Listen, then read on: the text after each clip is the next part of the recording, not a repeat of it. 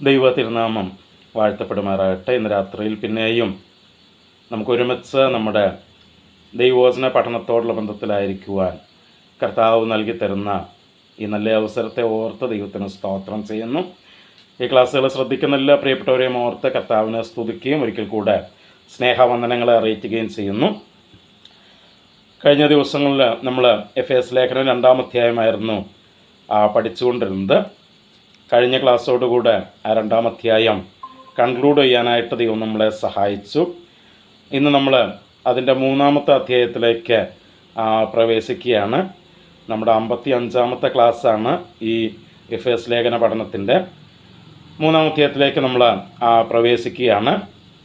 3-ാം അധ്യായത്തിൻ്റെ 1 മുതൽ 4 വരെയുള്ള വാക്യങ്ങൾ പ്രാരംഭമായിട്ട് നമുക്ക് വായിക്കാം. എഫേസ് ലേഖനം 3-ാം അധ്യായം അതിൻ്റെ 1 മുതൽ 4 വരെയുള്ള വാക്യങ്ങൾ. അവിടെ നമ്മളിങ്ങനെയാണ് വായിക്കുന്നത്: അത് നിമിത്തം പൗലോസ് എന്ന ഞാൻ ജാതികളായ നിങ്ങൾക്ക് വേണ്ടി ക്രിസ്തുയേശുവിൻ്റെ ബദ്ധനായിരിക്കുന്നു. നിങ്ങൾക്കായി എനിക്ക് ലഭിച്ച ദൈവകൃപയുടെ വ്യവസ്ഥയെക്കുറിച്ച് ഞാൻ മീതെ ചുരുക്കത്തിൽ എഴുതിയതുപോലെ വെളിപ്പാടിനാൽ എനിക്കൊരു മർമ്മം അറിയായി വന്നു എന്ന് നിങ്ങൾ കേട്ടിട്ടുണ്ടല്ലോ. നിങ്ങളത് വായിച്ചാൽ ക്രിസ്തുവിനെ സംബന്ധിച്ചുള്ള മർമ്മത്തിൽ എനിക്കുള്ള ബോധം നിങ്ങൾക്ക് ഗ്രഹിക്കാം. അപ്പോൾ ഇവിടെ അപ്പോസ്തലനായ പൗലോസ് തൻ്റെ ജീവിതവുമായിട്ട് ചേർത്ത്, അല്ലെങ്കിൽ തന്നെ വിശ്വാസികളുടെ മുമ്പിലൊന്ന് പ്രസൻറ്റ് ചെയ്യുന്ന ഒരു രീതിയിലുള്ളൊരു പ്രസ്താവനയാണ് ഈ വാക്യങ്ങളിൽ നമ്മൾ വായിക്കുന്നത്. ഇവിടെ എന്താണ് അപ്പോസ്തലനായ പൗലോസ് പറയുന്നത്, എന്താണ് അതിൻ്റെ കൃത്യമായിട്ടുള്ള അർത്ഥം എന്ന് നമുക്ക് കണ്ടുപിടിക്കാനായിട്ടാണ് നമ്മൾ ശ്രമിക്കുന്നത്. അപ്പം പൗലോസ് 3-ാം അധ്യായത്തിൻ്റെ 1-ാം വാക്യം തുടക്കത്തിൽ പറയുന്നത് അത് നിമിത്തം എന്നാണ് പറയുന്നത്. അത് നിമിത്തം. അപ്പം അത് നിമിത്തം എന്ന് പറയുമ്പോൾ തീർച്ചയായിട്ടും അവിടെ ഒരു ചോദ്യം വരും: എന്ത് നിമിത്തം, എന്തുകൊണ്ട്? അതുകൊണ്ട് എന്ന് പറയുമ്പോൾ എന്തുകൊണ്ട് എന്ന് നമ്മൾ ചിന്തിക്കുന്നത് നല്ലതാണ്. എന്തുകൊണ്ട് എന്നുള്ള ചോദ്യത്തിൻ്റെ ഉത്തരം നമുക്ക് ലഭിക്കുന്നത് അതിൻ്റെ 2-ാം അധ്യായത്തിൽ അപ്പോസ്തലനായ പൗലോസ് ചർച്ച ചെയ്ത് കൊണ്ടുവന്നിരിക്കുന്ന കാര്യങ്ങളാണ്. അത് എന്താണ്? 2-ാം അധ്യായത്തിൽ നമ്മൾ പഠിച്ച പ്രധാനപ്പെട്ട ആശയം എന്ന് പറയുന്നത് വിജാതീയരായ നമ്മളും യഹൂദന്മാരും ദൈവവും. ഇപ്പോൾ വിജാതീയരായ നമുക്ക് യഹൂദന്മാരുമായിട്ടൊരു ബന്ധവുമില്ല, വിജാതീയരായ നമുക്ക് ദൈവവുമായിട്ട് ബന്ധമില്ല, യഹൂദന്മാർക്കും ദൈവവുമായിട്ട് ബന്ധമില്ല. ഇങ്ങനെ 3 കൂട്ടരും ബന്ധമില്ലാതെ, പരസ്പര ബന്ധമില്ലാതെ നിന്നിരുന്ന സാഹചര്യത്തിൽ കർത്താവ് വരികയും വിജാതീയരായ നമ്മെയും യഹൂദന്മാരെയും നമ്മുടെ നടുവിലുണ്ടായിരുന്ന വേർപാടിൻ്റെ നടുച്ചുവർ ഇടിച്ചു കളഞ്ഞ് നമ്മെ ഒരുമിച്ച് കൂട്ടി ഒരു പുതിയ മനുഷ്യനാക്കി മാറ്റി ആ പുതിയ മനുഷ്യനെ ദൈവവുമായിട്ട് നിരപ്പിച്ച് ദൈവവുമായിട്ടൊരു ബന്ധത്തിലേക്ക് കൊണ്ടുവന്നു. അതാണ് നമ്മൾ 2-ാം അധ്യായത്തിൽ മെയിൻ തീമായിട്ട് നമ്മൾ ചിന്തിച്ചത്. അപ്പം ആ കർത്താവ് ചെയ്ത ആ ശുശ്രൂഷ നിമിത്തം എന്നാണ് പൗലോസ് പറയുന്നത്. അത് നിമിത്തം എന്ന് പറയുമ്പോൾ കർത്താവ് ചെയ്ത ആ ശുശ്രൂഷ നിമിത്തം എന്നാണ് നമ്മൾ മനസ്സിലാക്കുന്നത്. അപ്പം ആ ശുശ്രൂഷ, കർത്താവ് ചെയ്ത ആ പ്രവൃത്തി നിമിത്തം വിജാതീയരെയും യഹൂദന്മാരെയും ഒന്നാക്കി ചേർക്കുകയും അവരെ ദൈവവുമായിട്ട് നിരപ്പിക്കുകയും ചെയ്ത ആ ശുശ്രൂഷ നിമിത്തം പൗലോസ് എന്ന ഞാൻ ജാതികളായ നിങ്ങൾക്ക് വേണ്ടി ക്രിസ്തുയേശുവിൻ്റെ ബദ്ധനായിരിക്കുന്നു. അപ്പോൾ ഇവിടെ അപ്പോസ്തലനായ പൗലോസിനെ കുറിച്ച് നമ്മൾ മനസ്സിലാക്കുന്ന ഒരു കാര്യം എന്ന് പറയുന്നത് അവൻ ജാതികളുടെ അപ്പോസ്തലൻ എന്നാണ് നമ്മൾ മനസ്സിലാക്കുന്നത്. ജാതികളുടെ അപ്പോസ്തലൻ എന്നാണ് നമ്മൾ മനസ്സിലാക്കുന്നത്. ഓക്കെ.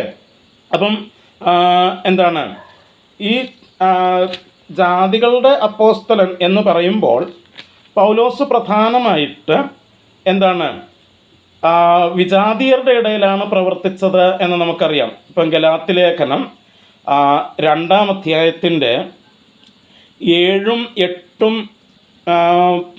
9 വാക്യങ്ങൾ, 7, 8, 9 വാക്യങ്ങൾ, ഗലാത്യ ലേഖനം 2-ാം അധ്യായത്തിൻ്റെ 7, 8, 9 വാക്യങ്ങൾ വായിക്കുമ്പോൾ അവിടെ നമ്മൾ കാണുന്നത് ഇങ്ങനെയാണ്: നേരെ മറിച്ച് പരിച്ഛേദനയുടെ അപ്പോസ്തലത്വത്തിനായി, പരിച്ഛേദനയുടെ എന്ന് പറയുമ്പം യഹൂദന്മാരുടെ ഇടയിൽ എന്നാണ് അതിൻ്റെ അർത്ഥം, പരിച്ഛേദനയുടെ അപ്പോസ്തലത്വത്തിനായി പത്രോസിനോടുകൂടെ വ്യാപരിച്ചവൻ ജാതികൾക്കായി, വിജാതിയർക്കായി എന്നോടുകൂടെ വ്യാപരിച്ചതുകൊണ്ട് പത്രോസിന് പരിച്ഛേദനക്കാരുടെ ഇടയിൽ അല്ലെങ്കിൽ യഹൂദന്മാരുടെ ഇടയിൽ സുവിശേഷ ഘോഷണം എന്ന പോലെ എനിക്ക് അഗ്രചർമ്മക്കാരുടെ ഇടയിൽ, അതായത് വിജാതിയരുടെ ഇടയിൽ സുവിശേഷ ഘോഷണം ഫലമേൽപ്പിച്ചിരിക്കുന്നു എന്ന് കണ്ടും എനിക്ക് ലഭിച്ച കൃപ അറിഞ്ഞുകൊണ്ടും തൂണുകളായി എണ്ണപ്പെട്ടിരുന്ന യാക്കോബും കേഫാവും യോഹന്നാനും ഞങ്ങൾ ജാതികളുടെ ഇടയിലും അവർ പരിച്ഛേദനക്കാരുടെ ഇടയിലും സുവിശേഷം അറിയിക്കുവാൻ തക്കവണ്ണം എനിക്കും ബർന്നബാസിനും കൂട്ടായ്മയുടെ വലങ്കൈ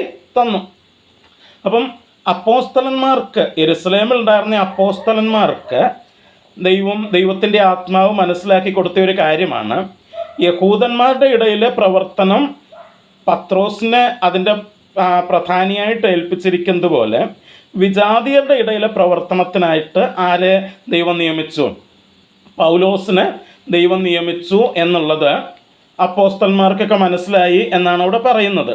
അപ്പം അങ്ങനെ അതുകൊണ്ടാണ് പൗലോസിനെ നമ്മൾ വിജാതിയരുടെ അപ്പോസ്തലൻ എന്ന് വിളിക്കുന്നത്. കാരണം തന്നെ ദൈവം ഏൽപ്പിച്ച പ്രധാനപ്പെട്ട ശുശ്രൂഷ വിജാതിയരോട് സുവിശേഷം പ്രസംഗിച്ച് അവിടെ സഭകൾ സ്ഥാപിക്കുക എന്നുള്ളതായിരുന്നു.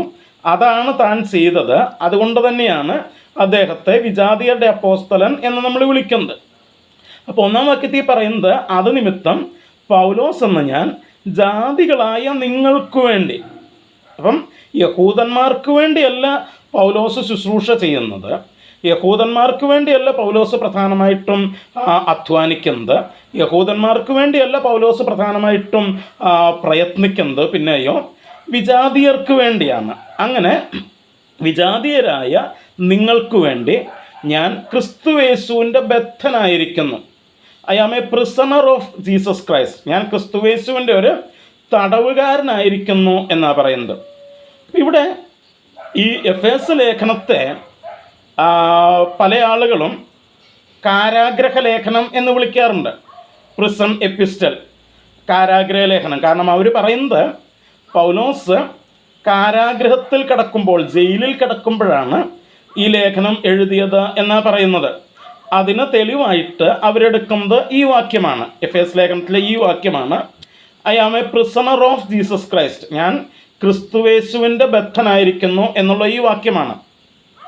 അത് അങ്ങനെ ആയിരിക്കാം, അല്ലെന്ന് ഞാൻ പറയുന്നില്ല. പക്ഷേ ഇവിടെ നമ്മൾ പ്രധാനമായിട്ട് മനസ്സിലാക്കേണ്ട ഒരു കാര്യം എന്ന് പറയുന്നത്, ഇവിടെ അദ്ദേഹം ഉപയോഗിച്ചിരിക്കുന്ന പദപ്രയോഗം ക്രിസ്തുയേശുവിൻ്റെ ബദ്ധൻ എന്നാണ് പറഞ്ഞിരിക്കുന്നത്. പ്രിസണർ ഓഫ് ജീസസ് ക്രൈസ്റ്റ് എന്ന് വെച്ചാൽ എന്താണ്? ക്രിസ്തുവിൻ്റെ തടവുകാരൻ, ക്രിസ്തുവിൻ്റെ ബദ്ധൻ എന്ന് വെച്ചാൽ എന്താ ഉദ്ദേശിക്കുന്നത്? ക്രിസ്തുവിന് വേണ്ടി ബദ്ധനായിരിക്കുക എന്നല്ല, ക്രിസ്തുവിൻ്റെ ബദ്ധൻ, ക്രിസ്തുവിൻ്റെ തടവുകാരൻ എന്ന് പറയുമ്പോൾ അതിൻ്റെ അർത്ഥം ക്രിസ്തുവിനാൽ താൻ ബന്ധിക്കപ്പെട്ടിരിക്കുന്നു എന്നാണ്. ക്രിസ്തുവിനാൽ താൻ അതിനുവേണ്ടി നിർബന്ധിക്കപ്പെടുന്നു എന്നുള്ള അർത്ഥമാണ് കൃത്യമായിട്ട് നമ്മളവിടെ മനസ്സിലാക്കുന്നത്. ഒരുപക്ഷെ കാരാഗ്രഹത്തിൽ കിടക്കുന്നതായിരിക്കാം, അല്ലെന്ന് ഞാൻ പറയുന്നില്ല. പക്ഷേ ഈ വാക്യത്തിൻ്റെ ശരിയായിട്ടുള്ള അർത്ഥം നമ്മൾ മനസ്സിലാക്കുമ്പോൾ അവിടെ നമുക്ക് മനസ്സിലാക്കാനായിട്ട് കഴിയുന്നത്, അപ്പോസ്തലനായ പൗലോസ് ജാതികളുടെ ഇടയിൽ, വിജാതിയരുടെ ഇടയിൽ ശുശ്രൂഷയ്ക്ക് വേണ്ടി ക്രിസ്തുവിനാൽ പിടിക്കപ്പെട്ടവൻ, ക്രിസ്തുവിനാൽ നിർബന്ധിക്കപ്പെട്ടവൻ, ക്രിസ്തുവിനാൽ ബന്ധിക്കപ്പെട്ടവൻ എന്നുള്ള അർത്ഥമാണ് അവിടെ കൃത്യമായിട്ട് വരുന്നത്.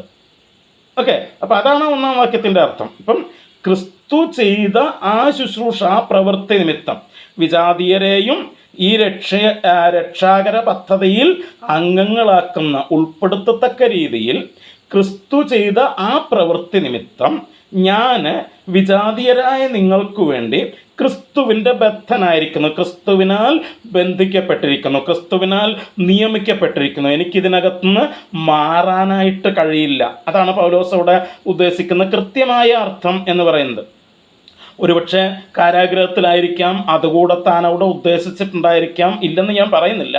പക്ഷെ ആ വാക്യത്തിൻ്റെ കൃത്യമായ അർത്ഥം നമ്മൾ എടുക്കുമ്പോൾ നമുക്ക് മനസ്സിലാകുന്നത് ഇങ്ങനെയാണ്: കർത്താവ് വിജാതീയരെയും കൂടെ ആ രക്ഷണീയ പദ്ധതിയിലേക്ക് ഉൾപ്പെടുത്താൻ തക്കവണ്ണം താൻ ചെയ്ത ആ മഹത്വപരമായ ശുശ്രൂഷ നിമിത്തം കർത്താവ് പൗലോസിനെ ആ ശുശ്രൂഷയ്ക്ക് വേണ്ടി ബദ്ധനാക്കിയിരിക്കുന്നു. അതിനകത്തുനിന്ന് ഒരു തരത്തിലും രക്ഷപ്പെടുവാൻ കഴിയാതെ, അല്ലെങ്കിൽ ഒരു തരത്തിലും ഊരിപ്പോകുവാൻ കഴിയാതെ പൗലോസിനെ അതിനകത്ത് നിയമിച്ചിരിക്കുന്നു എന്നുള്ളതാണ് അവിടെ നമുക്ക് കാണാനായിട്ട് കഴിയുന്നത്. അപ്പോൾ പൗലോസിനെ സംബന്ധിച്ചിടത്തോളം കർത്താവ് തന്നെ ഏൽപ്പിച്ച ആ ശുശ്രൂഷയ്ക്കകത്തുനിന്ന് തനിക്ക് മാറാനായിട്ട് കഴിയുന്നില്ല എന്നുള്ളതാണ് പൗലോസ് അവിടെ രേഖപ്പെടുത്തുന്നത്.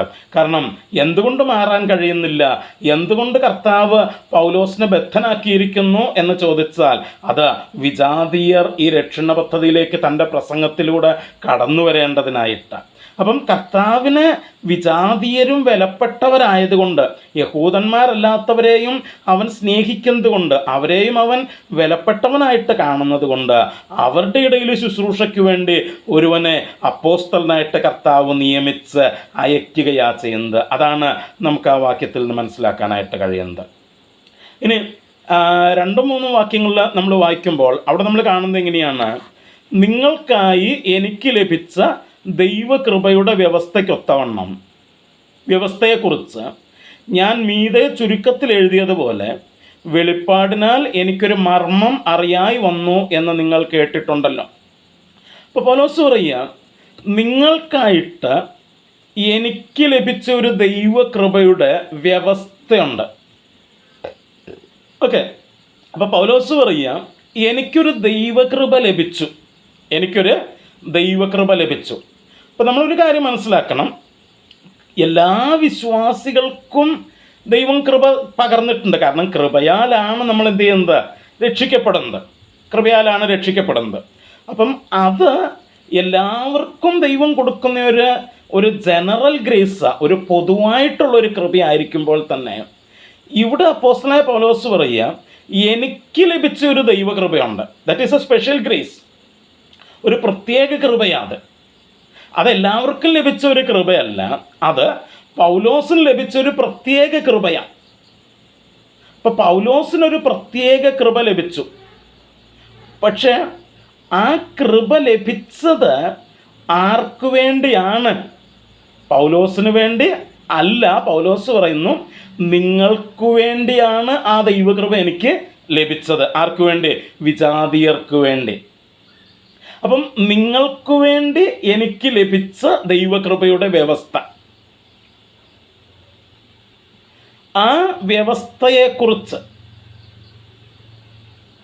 അപ്പം ആ ദൈവകൃപയ്ക്ക് ഒരു വ്യവസ്ഥയുണ്ട്. അതിൻ്റെ എന്താണ്? ആ ദൈവകൃപയ്ക്ക് ഒരു വ്യവസ്ഥയുണ്ട്. വ്യവസ്ഥ എന്ന് പറയുമ്പോൾ എന്താണ്? ഡിസ്പെൻസേഷൻ എന്ന ഇംഗ്ലീഷിൽ ഉപയോഗിച്ചിരിക്കുന്നത്. ഡിസ്പെൻസേഷൻ എന്ന് പറയുമ്പോൾ വ്യവസ്ഥ എന്നുള്ളതിനേക്കാളും ആ കൃപ പകരപ്പെടുന്ന ഒരവസ്ഥയാണ്. ഡിസ്പെൻസ് ചെയ്യുക, എല്ലാവർക്കും എന്ത് ചെയ്യുക? വിതരണം ചെയ്യുക, എല്ലാവർക്കും വിതരണം ചെയ്യുക എന്നാണ് ഡിസ്പെൻസ് ചെയ്യുക എന്ന് പറയുന്നതിൻ്റെ അർത്ഥം. അപ്പം ആ കൃപയുടെ ആ വെളിപ്പെടുത്തൽ, ആ കൃപ, എനിക്ക് ലഭിച്ച ആ ദൈവകൃപയുടെ ഡിസ്പെൻസേഷൻ, അത് മറ്റുള്ളവർക്കായിട്ട് വിതരണം ചെയ്യപ്പെടുന്ന ആ പ്രക്രിയയെക്കുറിച്ച്. അപ്പം പൗലോസിന് പ്രത്യേകമായ ഒരു ദൈവകൃപ ലഭിച്ചു. ആ ദൈവകൃപ പൗലോസിൽ മാത്രം ഒതുങ്ങി നിൽക്കാതെ അത് മറ്റുള്ളവരിലേക്ക് കൂടെ എന്ത് ചെയ്യാണ്? വ്യാപിക്കുകയാണ് ചെയ്യുന്നത്. അപ്പം അതാണ് അവിടെ ഉദ്ദേശിച്ചത്. നിങ്ങൾക്കായിട്ട് എനിക്ക് ലഭിച്ച ആ ദൈവകൃപയുടെ ഡിസ്പെൻസേഷനെ കുറിച്ച് ഞാൻ മീതെ ചുരുക്കത്തിൽ എഴുതിയതുപോലെ. അപ്പം മുകളിൽ എവിടെ? മുകളിൽ എന്ന് പറയുമ്പം 2-ാം അധ്യായത്തിലാണ്. ആ 2-ാം അധ്യായത്തിൽ ചുരുക്കത്തിൽ എഴുതിയതുപോലെ വെളിപ്പാടിനാൽ എനിക്കൊരു മർമ്മം അറിയായി വന്നു എന്ന് നിങ്ങൾ കേട്ടിട്ടുണ്ട്.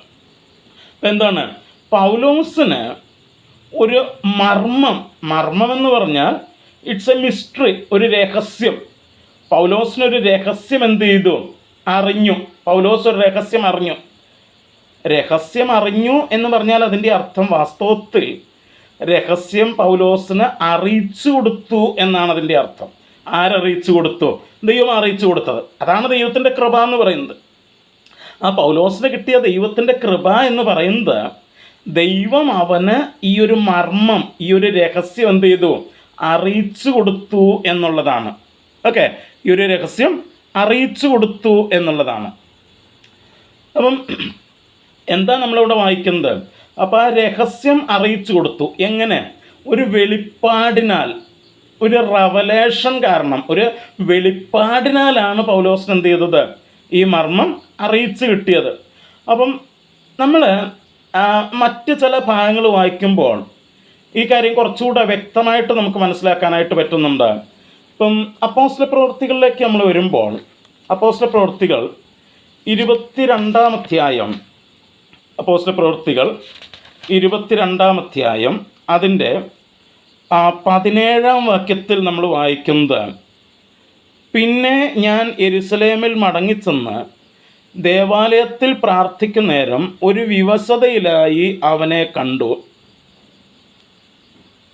പറയുക, നീ ബന്ധപ്പെട്ട് വേഗം യെരുശലേം വിട്ടു പോകുക, നീ എന്നെക്കുറിച്ച് പറയുന്ന സാക്ഷ്യം അവർ കൈക്കൊള്ളുകയില്ല എന്നെന്നോട് കൽപ്പിച്ചു. അപ്പം എന്താണ് ഇവിടെ പറയുന്നത്?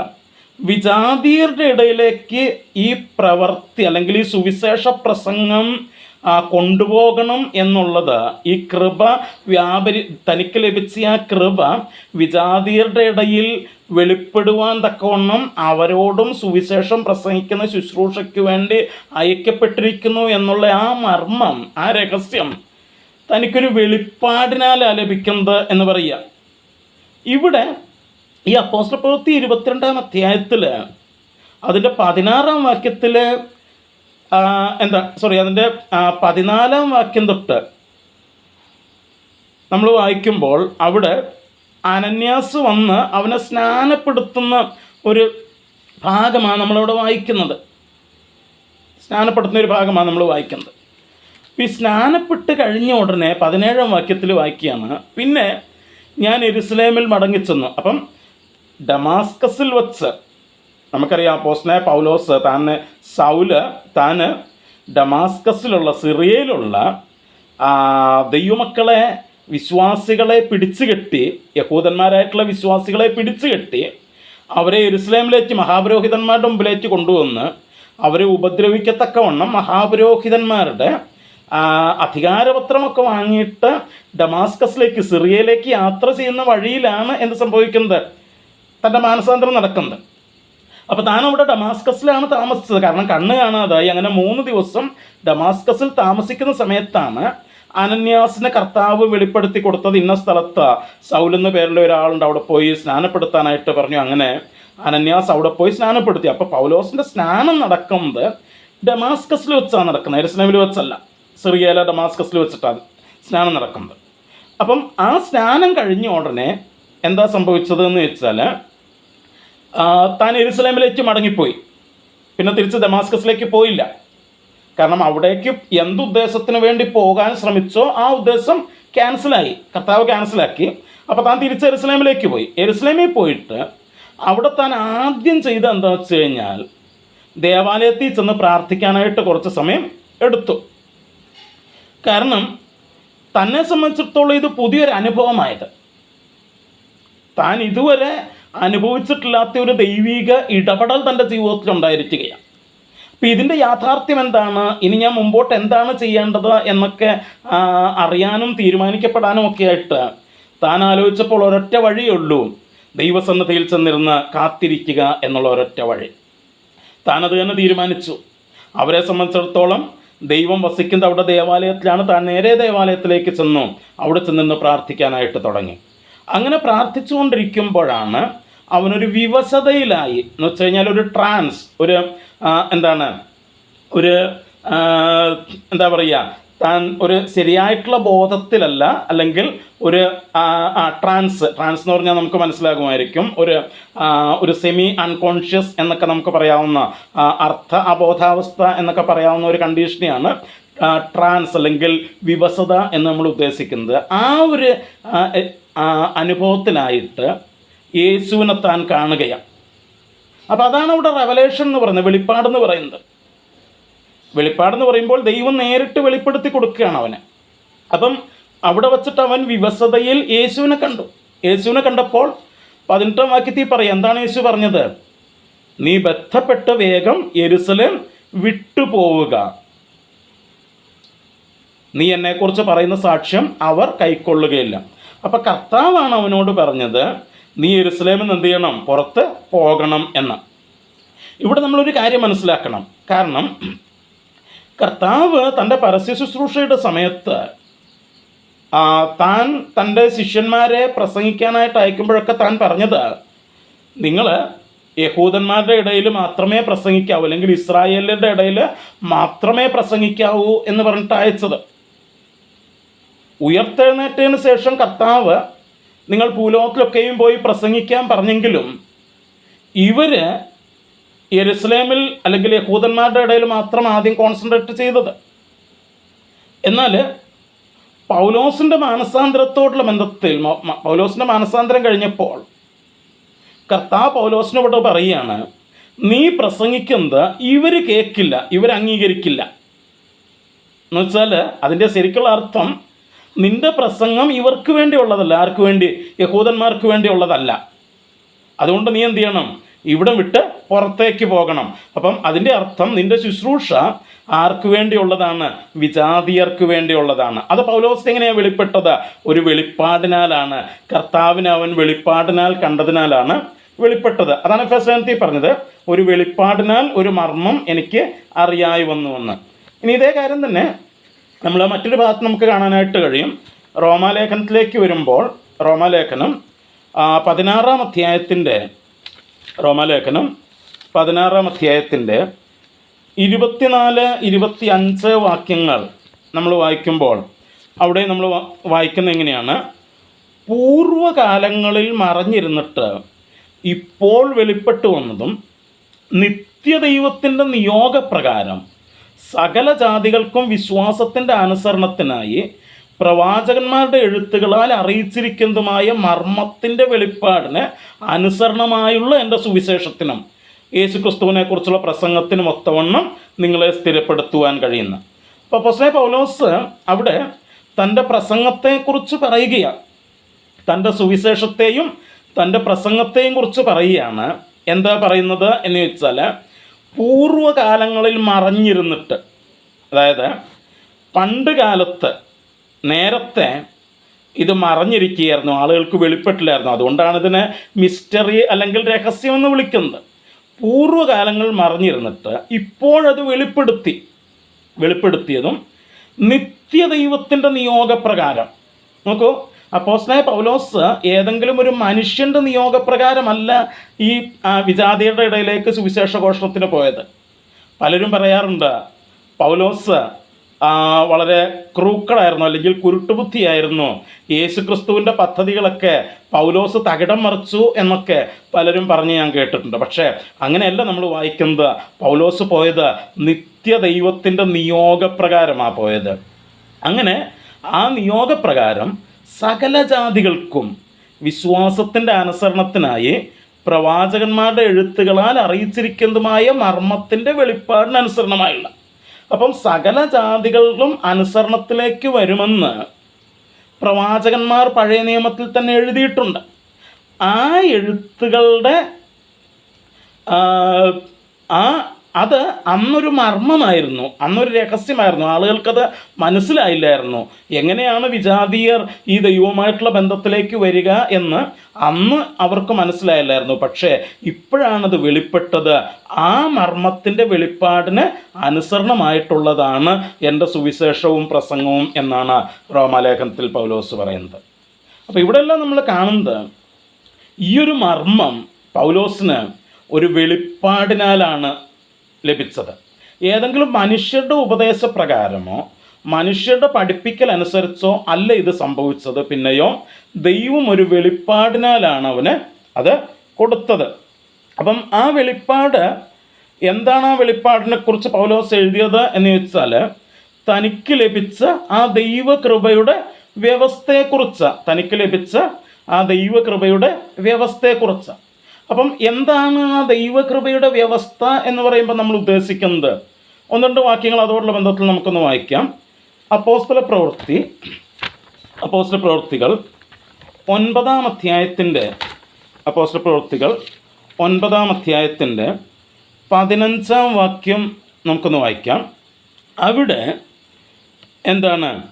അവിടെ നമ്മൾ വായിക്കുന്ന ഇതാണ്: കർത്താവ് അവനോട്, നീ പോകുക, അവൻ എൻ്റെ നാമം ജാതികൾക്കും രാജാക്കന്മാർക്കും ഇസ്രായേൽ മക്കൾക്കും മുമ്പിൽ വഹിക്കുവാൻ ഞാൻ തിരഞ്ഞെടുത്തിരിക്കുന്ന ഒരു പാത്രമാകുന്നു.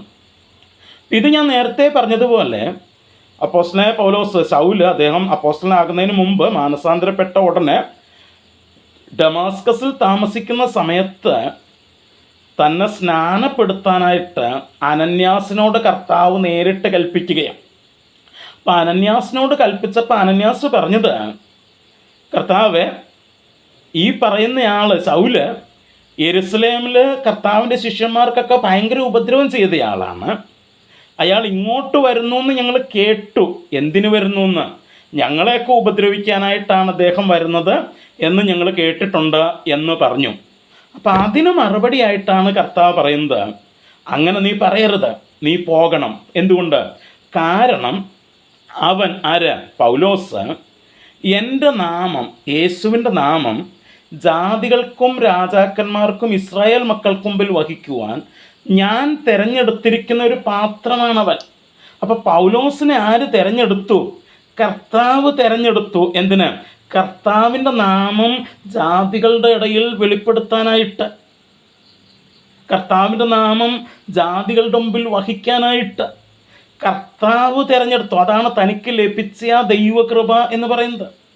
അപ്പോൾ അത് ദൈവം തിരഞ്ഞെടുത്തത്, തൻ്റെ എന്തെങ്കിലും ശ്രേഷ്ഠതയോ കഴിവോ അല്ല, ദൈവം തിരഞ്ഞെടുത്തത്. താൻ ആ കർത്താവിന് വിരോധമായിട്ട് സഭയെ ഉപദ്രവിച്ചു കൊണ്ടിരുന്നപ്പോൾ അത് കണക്കിടാതെ തന്നെ ആ ശുശ്രൂഷയ്ക്ക് വേണ്ടി തിരഞ്ഞെടുത്ത, അതാണ് ദൈവകൃപ എന്ന് താൻ ഉദ്ദേശിക്കുന്നത്. ഇനി ഇതേ കാര്യം തന്നെ റോമാലേഖനത്തിലും പൗലോസ് പറയുന്നുണ്ട്. റോമാലേഖനം 1-ാം അധ്യായത്തിൻ്റെ 5-ഉം 6-ഉം വാക്യങ്ങളിൽ നമ്മൾ വായിക്കുന്നു: ജഡം സംബന്ധിച്ച് ദാവീദിൻ്റെ സന്തതിയിൽ നിന്ന് ജനിക്കുകയും മരിച്ചിട്ട് ഉയർത്തെഴുന്നേൽക്കയാൽ വിശുദ്ധിയുടെ ആത്മാവ് സംബന്ധിച്ച് ദൈവപുത്രൻ എന്ന് ശക്തിയോട് നിർണയിക്കപ്പെടുകയും ചെയ്തിരിക്കുന്നവനാണല്ലോ ഞങ്ങൾ.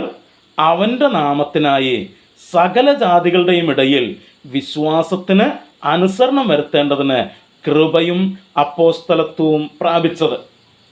അവിടെ പറയുക, യേശുവിനാലാണ്. ആ യേശുവിനെ കുറിച്ചാണ് 5-ാം വാക്യത്തിൽ പറഞ്ഞിരിക്കുന്നത്. ദാവീദിൻ്റെ സന്തതിയിൽ നിന്ന് ജനിക്കുകയും മരിച്ചിട്ട് ഉയർത്തെഴുന്നേൽക്കുകയാൽ ദൈവപുത്രൻ എന്ന ശക്തിയോടെ നിർണയിക്കപ്പെടുകയും ചെയ്തിരിക്കുന്നവനാലല്ലോ. അതായത് യേശുവിനാലാണ്, ഏതെങ്കിലും മനുഷ്യരാലല്ല, സ്വന്തം ബുദ്ധിയാലല്ല, യേശുവിനാൽ ഞങ്ങൾ. 6-ാം വാക്യം, ഞങ്ങൾ അവൻ്റെ നാമത്തിനായി, യേശുവിൻ്റെ നാമത്തിനായി സകല ജാതികളുടെയും ഇടയിൽ വിശ്വാസത്തിന് അനുസരണം വരുത്തേണ്ടതിന് കൃപയും അപ്പോസ്തലത്വവും പ്രാപിച്ചു. അപ്പോൾ ഈ കൃപ അപ്പോസ്തലൻ പ്രാപിച്ചു, പൗലോസ് പ്രാപിച്ചു എന്നാണ് പറയുന്നത്. എനിക്ക് ലഭിച്ച ദൈവകൃപ, അതാണ് താൻ പറയുന്നത്, എനിക്ക് ലഭിച്ച ദൈവകൃപ. അപ്പം ആ ദൈവകൃപയുടെ വ്യവസ്ഥയെക്കുറിച്ചാണ് താൻ എന്ത് ചെയ്തിരിക്കുന്നത്? എഫേസ് ലേഖനത്തിൽ എഴുതിയിരിക്കുന്നത് എന്നാണ് നമ്മൾ അവിടെ കാണുന്നത്. ഇവിടെ എല്ലാം നമ്മൾ കാണുന്നത് മറ്റ് അപ്പോസ്തലന്മാരെ പരിച്ഛേദനക്കാരുടെ അല്ലെങ്കിൽ യഹൂദന്മാരുടെ ഇടയിൽ ശുശ്രൂഷയ്ക്കായിട്ട് വേർതിരിച്ചപ്പോൾ അപ്പോസ്തലനായ പൗലോസിനെ വിജാതിയരുടെ ഇടയിലെ ശുശ്രൂഷയ്ക്കായിട്ട് വേർതിരിച്ചു എന്നാണ്. ഒരു വാക്യം കൂടെ നമുക്കൊന്ന് വായിച്ചു നോക്കാം. ഗലാത്യ ലേഖനം 1-ാം അധ്യായത്തിൻ്റെ 15-16 വാക്യങ്ങളിൽ നമ്മൾ വായിക്കുന്നു. ഗലാത്യ ലേഖനം 1-ാം അധ്യായത്തിൻ്റെ 15-16 വാക്യങ്ങൾ നമ്മൾ വായിക്കുന്നു. എങ്കിലും എൻ്റെ ജനനം മുതൽ, അതായത് അപ്പോസ്തലനായ പൗലോസ് തന്നെക്കുറിച്ച് തന്നെ പറയുക, എൻ്റെ ജനനം മുതൽ എന്നെ വേർതിരിച്ച തൻ്റെ കൃപയാൽ വിളിച്ചിരിക്കുന്ന ദൈവം, എനിക്ക് ലഭിച്ച ദൈവകൃപ എന്ന് എഫേസ് ലേഖനത്തിൽ പറഞ്ഞത്, അത് തൻ്റെ കൃപയാൽ എന്നെ വിളിച്ചിരിക്കുന്ന ദൈവം തൻ്റെ പുത്രനെക്കുറിച്ചുള്ള സുവിശേഷം ഞാൻ ജാതികളുടെ ഇടയിൽ അറിയിക്കേണ്ടതിന് അവനെ എന്നിൽ വെളിപ്പെടുത്തുവാൻ പ്രസാദിച്ചപ്പോൾ. അപ്പം ഇത് അപ്പോസ്തലനായ പൗലോസിനെ ദൈവം പ്രത്യേകമായിട്ട് ഏൽപ്പിച്ച ഒരു ശുശ്രൂഷയാണ്. ജാതികളുടെ അപ്പോസ്തലൻ, വിജാതിയരുടെ അപ്പോസ്തലൻ എന്നുള്ള ആ പദവി അല്ലെങ്കിൽ ആ ഒരു ഉത്തരവാദിത്വം ദൈവം പൗലോസിനെ പ്രത്യേകമായിട്ട് ഏൽപ്പിച്ചതാണ്. അതാണ് നമ്മൾ വായിച്ചത്. നിങ്ങൾക്കായി, എഫെസ്യർ 2:2-3, നിങ്ങൾക്കായി, വിജാതിയർക്കായി എനിക്ക് ലഭിച്ച ദൈവകൃപയുടെ ആ വ്യവസ്ഥയെക്കുറിച്ച്, ആ ദൈവകൃപയെക്കുറിച്ചാണ് നമ്മൾ പറഞ്ഞുകൊണ്ടിരുന്നത്. ഞാൻ മീതെ ചുരുക്കത്തിൽ എഴുതിയതുപോലെ, എവിടെ? 2-ാം അധ്യായത്തിൽ ഞാൻ ചുരുക്കത്തിൽ എഴുതിയതുപോലെ, വെളിപ്പാടിനാൽ എനിക്കൊരു മർമ്മം അറിയായി വന്നു എന്ന് നിങ്ങൾ കേട്ടിട്ടുണ്ടല്ലോ. അപ്പോൾ ഇതൊക്കെ എഫെസോസിലുള്ള വിശ്വാസികൾക്കറിയാം. ഈ പൗലോസിനെ ദൈവം ഇങ്ങനൊരു വെളിപ്പാടിനാൽ ഈ ഒരു നിയമനം കൊടുത്തു എന്നുള്ളത് എഫെസോസിലെ വിശ്വാസികൾക്ക് അറിയാമല്ലോ എന്നാണ് അപ്പോസ്തലൻ അവിടെ ചോദിക്കുന്നത്. എന്നിട്ട് 4-ാം വാക്യത്തിൽ പറയുകയാണ്, നിങ്ങൾ അത് വായിച്ചാൽ, ഏത് വായിച്ചാൽ? ഞാൻ മീതെ എഴുതിയിരിക്കുന്ന 1-2 അധ്യായങ്ങൾ നിങ്ങൾ വായിച്ചാൽ, അത് വായിച്ചാൽ ക്രിസ്തുവിനെ സംബന്ധിച്ചുള്ള മർമ്മത്തിൽ, ആ മിസ്റ്ററിയിൽ, ആ രഹസ്യത്തിൽ എനിക്കുള്ള ബോധം നിങ്ങൾക്ക് ഗ്രഹിക്കാം, മനസ്സിലാക്കാനായിട്ട് കഴിയും എന്നാണ് അപ്പോസ്തലനായ പൗലോസ് പറയുന്നത്. ആ ക്രിസ്തുവിൻ്റെ രഹസ്യത്തെക്കുറിച്ചുള്ള എൻ്റെ അറിവ് ദൈവം അതെനിക്കൊരു വെളിപ്പാടിനാൽ നൽകി തന്നു. ആ വെളിപ്പാടിലൂടെ എനിക്ക് ലഭിച്ച അറിവിനെക്കുറിച്ച്, നോളജിനെക്കുറിച്ച് ഞാൻ മുകളിൽ എഴുതിയ 1-2 അധ്യായങ്ങൾ വായിച്ചാൽ നിങ്ങൾക്ക് മനസ്സിലാക്കാനായിട്ട് കഴിയും എന്നാണ് അപ്പോസ്തലനായ പൗലോസ് ഇവിടെ പറയുന്നത്. ഓക്കെ, ഞാൻ ഇന്നത്തെ ക്ലാസ് ഇവിടെ അവസാനിപ്പിക്കുക. നമ്മൾ പറഞ്ഞത് ഇതാണ്, അപ്പോസ്തലനായ പൗലോസിനെ ദൈവം വിജാതിയരുടെ ഇടയിൽ ശുശ്രൂഷയ്ക്കായിട്ട് ഒരു വെളിപ്പാട് കൊടുത്ത, ഒരു പ്രത്യേക കൃപ കൊടുത്ത, ദൈവം തന്നെ നിയോഗിച്ച് അപ്പോസ്തലനായ പൗലോസിനെ അയച്ചു. ആ ശുശ്രൂഷയിൽ താൻ വിശ്വസ്തയോടെ നിൽക്കുകയും അതിനോടനുബന്ധിച്ചാണ് താൻ ആ 1-2 അധ്യായങ്ങളിൽ താൻ എഴുതിയിരിക്കുന്ന കാര്യങ്ങൾ എഴുതിയിരിക്കുന്നത് എന്നാണ് അപ്പോസ്തലൻ പറയുന്നത്. പ്രിയമുള്ളവരെ, കർത്താവ് ചെയ്ത കാര്യങ്ങളൊന്നും നോക്കിക്കേ. അതായത് 2-ാം അധ്യായത്തിൽ കർത്താവ് വിജാതിയരെയും യഹൂദനെയും അവിടെ ഇടയിലുള്ള നടുച്ചുവർ ഇടിച്ച് കളഞ്ഞ് കർത്താവ് തൻ്റെ പ്രവൃത്തിയിലൂടെ അവരെ ഒന്നാക്കി എന്ന് മാത്രമല്ല, ഈ ഒരു സത്യം, ഈ ഒരു വലിയ സന്ദേശം അവരോട് പ്രസംഗിക്കാനായിട്ട് കർത്താവ് തന്നെ നേരിട്ട് ഒരു അപ്പോസ്തലനെയും നിയോഗിച്ച് അവരുടെ അടുക്കലേക്ക് അയക്കുകയാണ്. കർത്താവ് ചെയ്ത ആ കാര്യം കർത്താവ് രഹസ്യമാക്കി വയ്ക്കുന്നില്ല. അവനത് എല്ലാവരും അറിയത്തക്ക രീതിയിൽ, എല്ലാവരോടും പ്രസംഗിക്കത്തക്ക രീതിയിൽ കർത്താവ് തന്നെ പ്രസംഗകനെയും അയറ്റുകയാണ് ചെയ്യുന്നത്. നോക്കിക്കേ, എത്ര വലിയൊരു സ്നേഹമാണ് ആ കർത്താവ് കാണിച്ചത്. ആ പ്രവൃത്തി ചെയ്തു, അത് നാം അറിയാതിരിക്കരുത് എന്നുദ്ദേശിച്ച്, നാം എല്ലാവരും അറിയണമെന്നുദ്ദേശിച്ച് കർത്താവ് തന്നെ അത് നമ്മെ അറിയിക്കാനായിട്ട് മുൻകൈയെടുത്തു. ഒരു വ്യക്തിയെ പ്രത്യേക വെളിപ്പാട് കൊടുത്ത്, ഒരു പ്രത്യേക ദൈവകൃപ കൊടുത്ത് അതിനുവേണ്ടി അയച്ചു, അവനെ കൊണ്ടത് എഴുതിച്ചു. ഇന്നും അത് നമ്മുടെ കൈകളിലിരിക്കുന്നു. എന്താ കാര്യം? കാരണം ആ ദൈവിക പദ്ധതി അതത്രയും ശ്രേഷ്ഠമാണ്. അതാരും അറിയാതിരിക്കേണ്ടതല്ല, എല്ലാവരും അറിയേണ്ട ദൈവിക പദ്ധതിയാണത്. ആ വലിയ പദ്ധതിയിൽ നമ്മളെയും അവൻ അംഗങ്ങളാക്കിയതോർത്ത്, അതറിയിക്കുന്ന ഗണത്തിൽ അവൻ നമ്മെയും അംഗങ്ങളാക്കിയതോർത്ത് നമുക്ക് ദൈവത്തെ സ്തുതിക്കാം. അതിൽ വിശ്വസ്തയോടെ നമുക്ക് മുൻപോട്ട് പോകാം. അതിനായി ദൈവം നമ്മെ സഹായിക്കട്ടെ. ഈ വചനങ്ങളാൽ കർത്താവ് നമ്മെ അനുഗ്രഹിക്കട്ടെ.